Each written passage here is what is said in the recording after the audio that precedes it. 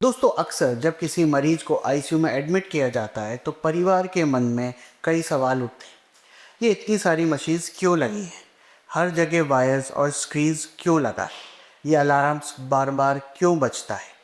आज के वीडियो में मैं आपको सिंपल और इजी लैंग्वेज में समझाऊंगा आईसीयू में क्या क्या इक्विपमेंट्स होते हैं, उनका क्या क्या यूज़ है और उन्हें देखकर घबराना नहीं चाहिए, क्योंकि ये सब मशीन मरीज को ज़िंदा और सेफ रखने के लिए ही होती है। नमस्कार दोस्तों, मैं डॉक्टर देवांशु गुप्ता डायडॉक हेल्थ पर आपका स्वागत करता हूं। सबसे पहले ये समझ लीजिए कि आईसीयू एक नॉर्मल वार्ड से बहुत अलग होता है। यहाँ पे उन्हीं पेशेंट्स को रखा जाता है जिनके ऑर्गन्स जैसे heart, lungs, kidney temporary weak हो गए हैं और उन्हें मशीन सपोर्ट की ज़रूरत है। इसलिए आईसीयू में जो इक्विपमेंट्स होते हैं वो सब एडवांस मॉनिटरिंग और लाइफ सपोर्ट के लिए डिज़ाइंड होते हैं। आपने सबसे पहले देखा होगा कि आईसीयू में हर बेड के पास एक मॉनिटर होता है। ये मॉनिटर पेशेंट के बॉडी के वाइटल पैरामीटर्स दिखाता है, जैसे heart rate, blood pressure, oxygen level, respiration rate और ईसीजी। ये मॉनिटर कंटिन्यूसली स्क्रीन पर वेव फॉर्म और नंबर्स दिखाता रहता है। अगर कोई पैरामीटर नॉर्मल से ज़्यादा बढ़ जाए या कम हो जाए तो मॉनिटर तुरंत अलार्म बजाता है। ये अलार्म एक वार्निंग सिस्टम होता है ताकि नर्स और डॉक्टर तुरंत एक्शन ले सकें। कई बार रिलेटिव्स घबरा जाते हैं जब बीप साउंड आता है, लेकिन ज़रूरी नहीं है हर बीप इमरजेंसी हो। ये मशीन सेंसिटिव होती हैं, कभी एक वायर लूज होने से भी अलार्म बज सकता है। तो पहली बात, आईसीयू में हर बीप का मतलब डेंजर नहीं होता, बाकी अलर्ट अलग होता है।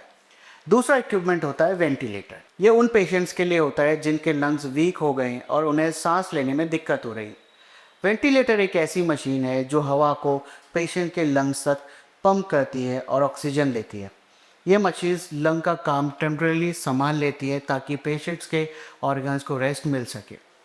वेंटिलेटर के साथ एक ट्यूब होती है जो माउथ या नोज से जाके विंड पाइप में लगती है। इसे हम एंडोट्रैकियल ट्यूब कहते हैं। कई बार ये सीन रिलेटिव के लिए इमोशनल होता है, लेकिन समझिए कि ये मशीन लाइफ सेविंग सपोर्ट है, लास्ट स्टेज का सिंबल नहीं। अगला इम्पॉर्टेंट इक्विपमेंट होता है इन्फ्यूजन पंप।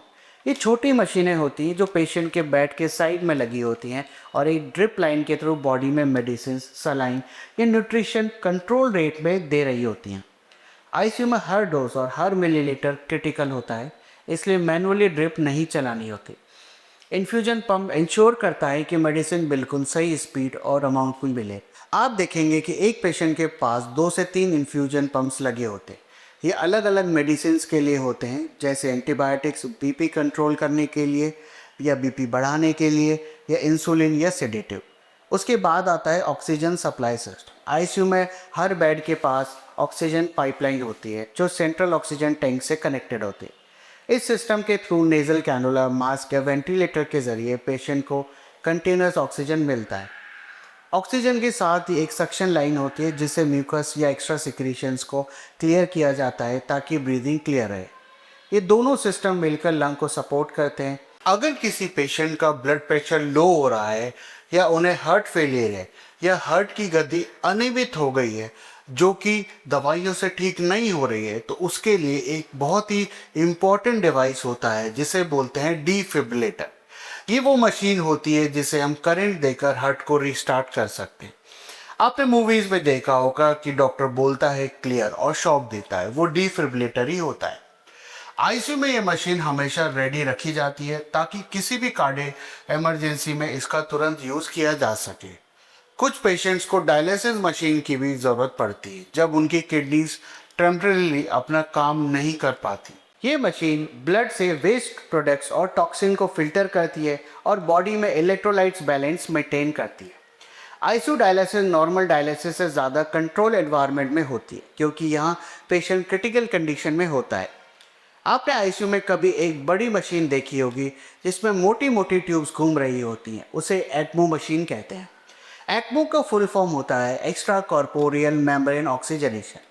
ये एक एडवांस लाइफ सपोर्ट सिस्टम है जब पेशेंट के लंग्स और हार्ट दोनों वीक हो जाते हैं और वेंटिलेटर से काम नहीं चलता। इसमें पेशेंट्स का ब्लड बॉडी के बाहर से ले जाकर ऑक्सीजनेट किया जाता है और वापस बॉडी में भेज दिया जाता है।